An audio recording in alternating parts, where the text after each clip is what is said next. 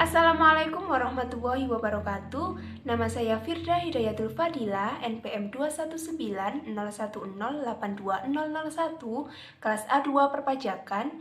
Di sini saya akan mempresentasikan tentang pajak pertambahan nilai yang dimana saya mengambil referensinya dari buku perpajakan untuk akademisi dan pelaku usaha tahun 2020 oleh Jenny Susanti SEMM PKP dan Dr. Andes Ahmad Dahlan SH MSA AKCA PKP.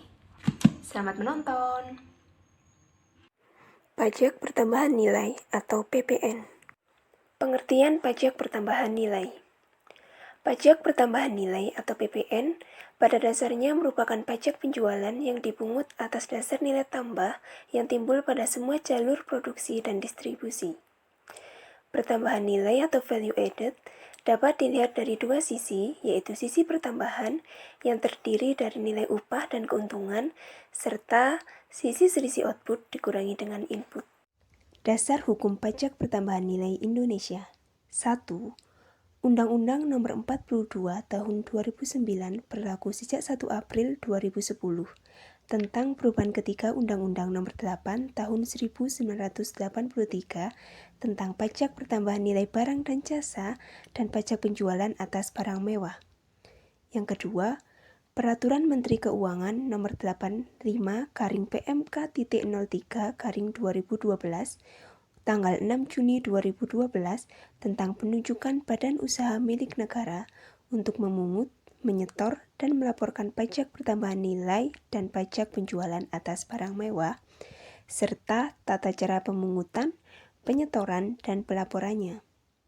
Yang ketiga, Peraturan Direktur Jenderal Pajak Nomor PER-24-PJ-2012 tentang bentuk, ukuran, tata cara pengisian keterangan, prosedur pemberitahuan dalam rangka pembuatan, tata cara pembetulan atau penggantian, dan tata cara pembatalan faktur pajak PMK-197-PMK.03-2013. Pajak pertambahan nilai memiliki karakteristik khas yang berbeda dengan pajak lainnya. 1. PPN merupakan pajak atas konsumsi. Artinya, PPN dibebankan pada konsumen atau orang yang membeli barang kena pajak atau PKP dan jasa kena pajak atau JKP dan tidak untuk dijual kembali. Artinya, yang memiliki tanggung jawab membayar beban pajak ini adalah konsumen akhir. Yang kedua, PPN merupakan pajak tidak langsung. Pajak ini dibebankan pada konsumen akhir PKP atau JKP yang ada, sedangkan yang melakukan penyetoran pajak bukanlah konsumen akhir, namun PKP yang menjual barang tersebut. Ini yang dimaksudkan dengan pajak tidak langsung, karena berbeda antara penyetor dan pembayarnya. Yang ketiga, PPN merupakan pajak objektif. Setiap konsumen yang juga wajib pajak dan subjek pajak akan dikenai tarif PPN yang sama sesuai dengan harga barang atas transaksi PKP dan JKP yang terjadi. Yang keempat, PPN menggunakan tarif tunggal. PPN memiliki tarif dasar tunggal yaitu sebesar 10%. Pajak ini juga dikenakan untuk transaksi ekspor, hanya saja tarif yang dikenakan tidak sebesar 10%, melainkan 0%. Yang kelima, PPN adalah pajak atas konsumsi PKB atau JKP di dalam negeri. Pajak ini hanya dikenakan atas konsumsi PKB dan JKP di dalam negeri. Contohnya adalah transaksi impor. Yang keenam, PPN bersifat multi-stake levy. Pajak ini akan dikenakan atau dipungut pada setiap jalur produksi dan distribusi, mulai dari pabrik, pedagang besar, grosir, hingga pedagang kecil atau pengecer. Tetapi, pajak ini tidak akan menimbulkan efek pemungutan pajak ganda karena mekanismenya yang menganut pengkreditan pajak keluaran dan pajak masukan. Yang ketujuh, indirect subtraction method. Mekanisme perhitungan pajak pertambahan nilai menggunakan metode pengurangan secara tidak langsung. Artinya, sebagai PKP dapat mengkreditkan pajak masukan atas PKP dan JKP yang berbeda. Subjek pajak pertambahan nilai. 1. Pengusaha. Pengusaha adalah orang pribadi atau badan dalam bentuk apapun yang dalam kegiatan usaha atau pekerjaannya menghasilkan barang, mengimpor barang, mengekspor barang, melakukan usaha perdagangan, memanfaatkan barang tidak berwujud dari luar daerah pabean, melakukan usaha jasa termasuk mengekspor jasa, atau memanfaatkan jasa dari luar daerah pabean. Macam-macam pengusaha. Yang pertama, pengusaha kena pajak atau PKP adalah pengusaha yang dalam kegiatan usaha atau pekerjaannya melakukan penyerahan PKP atau penyerahan JKP atau ekspor PKP yang dikenakan pajak berdasarkan Undang-Undang PPN yang wajib melaporkan usahanya untuk dikukuhkan sebagai PKP. Yang kedua, pengusaha kecil. Pengusaha yang dimana selama 1 tahun buku melakukan penyerahan PKP atau JKP dengan jumlah peredaran bruto dan atau jasa penerima bruto tidak lebih dari 4.800.000.000 rupiah PMK 197/2013 berlaku sejak 1 Januari 2014. Pengusaha kecil tidak wajib melaporkan usahanya untuk dikukuhkan sebagai pengusaha kena pajak dan tidak wajib memungut, menyetor, dan melaporkan. Yang ketiga, PMPKP. Pengusaha kecil yang memilih dikukuhkan sebagai PKP berlaku sepenuhnya. Undang-Undang Nomor 8/1983 STDTD, Undang-Undang Nomor 18/2000 STDTD, Undang-Undang Nomor 42/2012 PMK 68/2010. 2. Pemungut PPN adalah bendahara pemerintah, badan usaha milik negara, kontraktor perjanjian kerjasama pengusaha pertambangan, minyak dan gas, badan atau instansi pemerintah yang ditunjuk oleh Menteri Keuangan untuk memungut, menyetor, dan melaporkan pajak yang terutang oleh pengusaha kena pajak atas penyerahan barang kena pajak dan atau penyerahan jasa kena pajak kepada bendahara pemerintah, badan, atau instansi pemerintah tersebut. Objek pajak pertambahan nilai terdapat pada 1. Pasal 4 ayat 1 huruf A sampai dengan huruf H Undang-Undang PPN adalah sebagai berikut. Huruf A, penyerahan PKP di dalam daerah pabean yang dilakukan oleh pengusaha. Huruf B, penyerahan JKP di dalam daerah pabean yang dilakukan oleh pengusaha. Huruf C, impor PKP. Huruf D, pemanfaatan PKP tidak berwujud dari luar daerah pabean ke dalam daerah pabean. Huruf E, pemanfaatan JKP dari luar daerah pabean di dalam daerah pabean. Huruf F, ekspor PKP berwujud oleh PKP. Huruf G, ekspor JKP oleh PKP. Huruf H, ekspor PKP tidak berwujud oleh PKP. Yang kedua, Pasal 16C Undang-Undang PPN, kegiatan membangun sendiri yang dilakukan tidak dalam kegiatan usaha atau pekerjaan oleh orang pribadi atau badan yang hasilnya digunakan sendiri atau digunakan pihak lain. 3. Pasal 16D Undang-Undang Pajak Pertambahan Nilai. Penyerahan PKP berupa aset yang menurut tujuan semula tidak untuk diperjualbelikan oleh PKP, termasuk persediaan dan atau aktiva yang menurut tujuan semula tidak untuk diperjualbelikan yang masih tersisa pada saat pembubaran perusahaan. 4.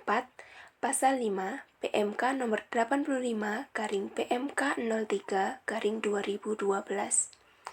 PPN atau PPN dan PPNBM tidak dipungut oleh badan usaha milik negara dalam hal 1. Pembayaran yang jumlahnya paling banyak 10 juta rupiah termasuk jumlah PPN atau PPN dan PPNBM yang terutang dan tidak merupakan pembayaran yang terpecah-pecah. 2. Pembayaran atas penyerahan PKP dan atau JKP yang menurut ketentuan perundang-undangan di bidang perpajakan mendapat fasilitas PPN tidak dipungut atau dibebaskan dari pengenaan pajak pertambahan nilai.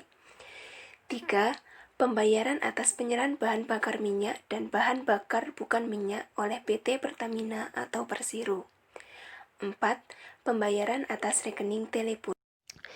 Kriteria dan jenis barang tidak kena pajak ditentukan dalam Pasal 4A Ayat 2 Undang-Undang PPN 2009. 1. Barang hasil pertambangan atau hasil pengeboran yang diambil langsung dari sumbernya meliputi minyak mentah, gas bumi, tidak termasuk gas bumi seperti LPG yang siap dikonsumsi langsung oleh masyarakat, panas bumi, asbes, batu tulis, batu setengah permata, batu kapur, batu apung, batu permata, dan lain sebagainya. 2. Barang kebutuhan pokok yang sangat dibutuhkan oleh rakyat banyak, meliputi A. Beras, gabah, jagung, sagu, dan kedelai. B. Garam, baik yang beriodium maupun yang tidak beriodium. C. Daging, yaitu daging segar yang tanpa diolah, tetapi telah melalui proses disembelih, dikuliti, dipotong, didinginkan, dibekukan, dikemas atau tidak dikemas, digarami, dikapur, diasamkan, diawetkan dengan cara lain dan atau direbus. D. Telur, yaitu telur yang tidak diolah, termasuk telur yang dibersihkan, diasinkan, dan dikemas. E. Susu, yaitu susu perah, baik yang telah melalui proses didinginkan maupun dipanaskan, tidak mengandung tambahan gula atau bahan lainnya, dan atau dikemas atau tidak dikemas. F. Buah-buahan, yaitu buah-buahan segar yang dipetik, baik telah melalui proses dicuci, disortasi, dikupas, dipotong, diiris, digrading, dan atau dikemas atau tidak dikemas. G. Sayur-sayuran, yaitu sayuran segar yang dipetik, dicuci, ditiriskan, dan atau disimpan pada suhu rendah, termasuk sayuran segar yang dicacah. 3. Makanan dan minuman yang disajikan di hotel, restoran, rumah makan, warung, dan sejenisnya, meliputi makanan dan minuman baik yang dikonsumsi di tempat maupun tidak, termasuk makanan dan minuman yang diserahkan oleh usaha jasa boga atau catering. 4. Uang, emas batangan, dan surat berharga. 5. PPN atas hasil pertanian. Berdasarkan Peraturan Pemerintah Nomor 81 Tahun 2015, impor dan atau penyerahan barang kena pajak yang bersifat strategis yang dibebaskan dari pengenaan pajak sesuai dengan Pasal 1 Ayat 2 adalah 1. Mesin dan peralatan pabrik yang merupakan satu kesatuan baik dalam keadaan terpasang maupun terlepas yang digunakan secara langsung dalam proses menghasilkan barang kena pajak oleh pengusaha kena pajak. 2. Barang yang dihasilkan dari kegiatan usaha di bidang kelautan dan perikanan, baik penangkapan maupun budidaya. 3. Jangat dan kulit mentah yang tidak disamak. 4. Ternak. 5. Bibit dan atau benih dari barang pertanian, perkebunan, kehutanan, peternakan, atau perikanan. 6. Pakan ternak tidak termasuk pakan hewan kesayangan. 7. Pakan ikan. 8. Bahan pakan untuk pembuatan pakan ternak dan pakan ikan, tidak termasuk imbuhan pakan dan pelengkap pakan. 9. Bahan baku kerajinan perak dalam bentuk perak butiran dan atau dalam bentuk perak batangan. 10. Unit hunian rumah susun sederhana milik yang perolehannya dibiayai melalui kredit atau pembiayaan kepemilikan rumah bersubsidi. 11. Listrik, kecuali untuk rumah dengan daya di atas 6.600 voltage ampere. Berdasarkan Pasal 42 Undang-Undang PPN 2009 tentang pengelompokan jasa yang tidak dikenakan PPN adalah 1. Jasa pelayanan kesehatan medis, 2. Jasa pelayanan sosial, 3. Jasa pengiriman surat dengan perangko, 4. Jasa keuangan, 5. Jasa asuransi, 6. Jasa keagamaan, 7. Jasa pendidikan, 8. Jasa kesenian dan hiburan, 9. Jasa penyiaran yang tidak bersifat iklan, 10. Jasa angkutan umum, 11. Jasa tenaga kerja, 12. Jasa perhotelan, 13. Jasa yang disediakan oleh pemerintah dalam rangka menjalankan pemerintahan secara umum, 14. Jasa penyedia tempat parkir, 15. Jasa telepon umum dengan menggunakan logam, 16. Jasa pengiriman uang dengan wesel pos, dan 17. Jasa boga dan catering. Dasar pengenaan pajak atau DPP pajak pertambahan nilai adalah dasar yang dipakai untuk menghitung pajak yang terutang berupa jumlah harga jual penggantian nilai impor, nilai ekspor, atau nilai lain yang ditetapkan dengan keputusan Menteri Keuangan. Nilai lain yang ditetapkan sebagai dasar pengenaan pajak. 1. Pemakaian sendiri BKP atau JKP adalah harga jual atas penggantian setelah dikurangi laba kotor. 2. Pemberian cuma-cuma BKP atau JKP adalah harga jual atas penggantian setelah dikurangi laba kotor. 3. Penyerahan media rekaman suara atau gambar adalah perkiraan harga jual rata-rata. 4. Penyerahan film cerita adalah perkiraan hasil rata-rata per judul film. 5. Persediaan BKP yang masih tersisa pada saat pembubaran perusahaan adalah harga pasar yang wajar. 6. Aktiva yang menurut tujuan semula tidak untuk diperjualbelikan atau yang masih tersisa pada saat pembubaran perusahaan sepanjang PPN atas perolehan aktiva tersebut menurut ketentuan dapat dikreditkan adalah harga pasar wajar. 7. Kendaraan bermotor bekas adalah 10% dari harga jual. 8. Penyerahan jasa biro perjalanan atau jasa biro pariwisata adalah 10% dari jumlah tagihan. 9. Jasa pengiriman paket adalah 10% dari jumlah tagihan atau jumlah yang seharusnya ditagih. 10. Jasa anjak piutang adalah 5% dari jumlah seluruh imbalan yang diterima berupa service charge, provisi, dan diskon. 11. Penyerahan BKP atau JKP dari pusat ke cabang atau sebaliknya dan penyerahan BKP atau JKP antar cabang adalah harga jual atau penggantian setelah dikurangi laba kotor. 12. Penyerahan BKP kepada pedagang perantara atau melalui juru lelang adalah harga lelang. Mekanisme pemungutan pajak pertambahan nilai dapat dilakukan dengan 1. Menggunakan faktur. Berdasarkan faktur pajak inilah yang akan dihitung jumlah pajak terutang dalam satu masa pajak yang wajib dibayar ke kas negara. A. Pajak masukan. B. Pajak keluaran. C. Pajak masukan dalam suatu masa pajak dikreditkan dengan pajak keluaran untuk masa pajak yang sama. D. Pajak masukan yang tidak dapat dikreditkan menurut cara sebagaimana diatur dalam Pasal 9 Ayat 2 Undang-Undang Pajak Pertambahan Nilai. 2. Menggunakan pedoman perhitungan pengkreditan pajak masukan apabila memenuhi syarat A. Peredaran usaha dalam 2 tahun buku sebelumnya tidak melebihi 1.800.000.000 rupiah untuk setiap 1 tahun buku. B. Wajib pajak baru dikukuhkan sebagai pengusaha kena pajak. Faktur pajak. Faktur pajak adalah bukti pungutan pajak yang dibuat oleh pengusaha kena pajak atau PKP yang melakukan penyerahan barang kena pajak BKP atau penyerahan jasa kena pajak JKP. Faktur pajak ini harus diisi secara lengkap, jelas, dan benar sesuai dengan keterangan berdasarkan dengan Pasal 13 Ayat 5 Undang-Undang Pajak Pertambahan Nilai. E-faktur adalah aplikasi faktur pajak elektronik yang dibuat oleh Direktorat Jenderal Pajak berlaku sejak 1 Juli 2015. Tujuannya adalah untuk memberikan kemudahan, kenyamanan, dan keamanan bagi pengusaha kena pajak dalam melaksanakan kewajiban perpajakannya. Jenis-jenis faktur pajak. A. Faktur penjualan. Faktur penjualan dibuat untuk setiap penyerahan barang kena pajak. B. Faktur pajak gabungan adalah faktur pajak yang meliputi seluruh penyerahan yang dilakukan kepada pembeli barang kena pajak atau penerima jasa kena pajak yang sama selama 1 bulan kalender. C. Dokumen tertentu yang ditetapkan sebagai faktur pajak. Larangan membuat faktur pajak adalah orang pribadi atau badan yang tidak dikukuhkan sebagai pengusaha kena pajak.